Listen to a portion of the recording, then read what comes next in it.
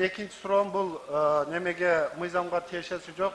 Надира Санташевна, мына ал 2-3 күндөн бери, мына бир жумадан бери, мына Базар Коргон районундагы жанакы мугалимдердин кенедей кыздарга жолугун асылып, ушулардын укугун тебелеп, ушуларды жейрип, ушуларга бир мындай акарат көрсөтүп атканы коомчулукта талкуу жаратып атат да.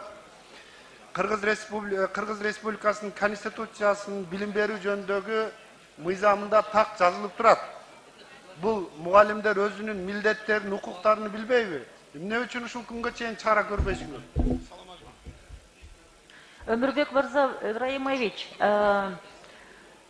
биздин ар бир билим берүү уюмундагы ар бир педагог эң негизгиси биринчи баланын билим алууга укугун чектебейт да, эч качан.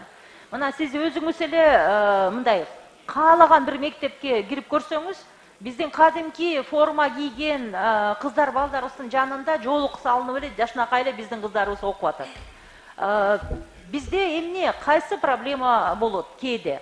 Кээде болот жанагы абдан бир ата-энелери кандайдыр бир багытка берилип алып, кичинекей кыздарды толук бүт башыңарды баарын жаап туруп, анан көзүң үчүн гана кичинекей бир жылчыкча калтырып коесуң деген учурлар бар. Биз ошо жерде балдардын конвенциясы, балдардын укугу эң биринчи турат.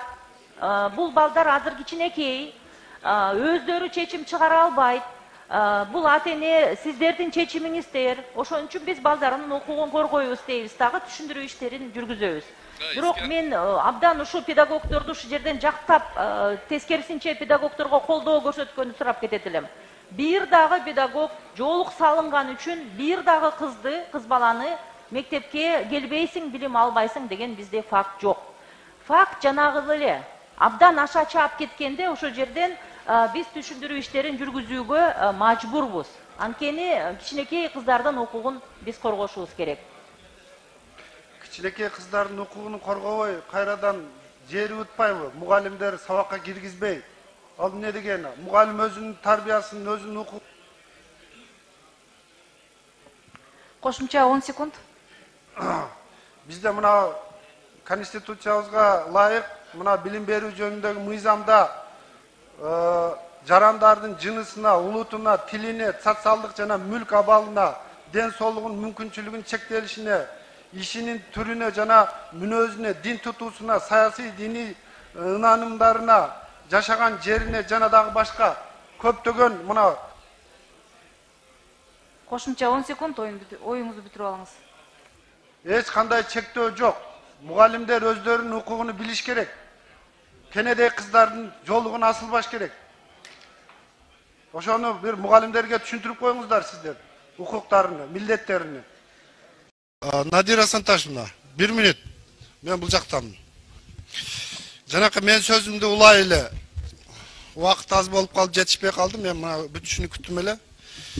Мен мына ушул билим берүү жөнүндөгү мыйзамдын аткарбаган, мына ошол мыйзамды бузган мугалимдерди мен мындай жоопко, мындай тартышыңыздарды, жооп мындай моралдык жактан болсо дагы бир тартипке чакырышыңыздарды мен мындай суранат элем да, талап кылат элем. Неге дегенде мына ол өкмөттүн чечиминде дагы ушул аталган маселе боюнча чечиминде турат. Кандай кийимдерди кийип келиш керек? Калпак, жоолук, орогуч, бандана жана башка кийимдерди кийип келгенге тыюу салынбайт деп турат. Өкмөттүн өзүнүн чечимде билим берүү жөнүндөгү мыйзамда дагы так жазылып турат. Сиздер мындай түшүнүк менен мындай иш жүргүзбөңүздөр. Түшүнүк өтпөйт, бул жерде мыйзам бар. Ошондук үчүн сиздер мына ушул аталган мугалимдерге жогору жактагы чара көрүңүздөр. Мыйзам менен иштеңиздер. Рахмат.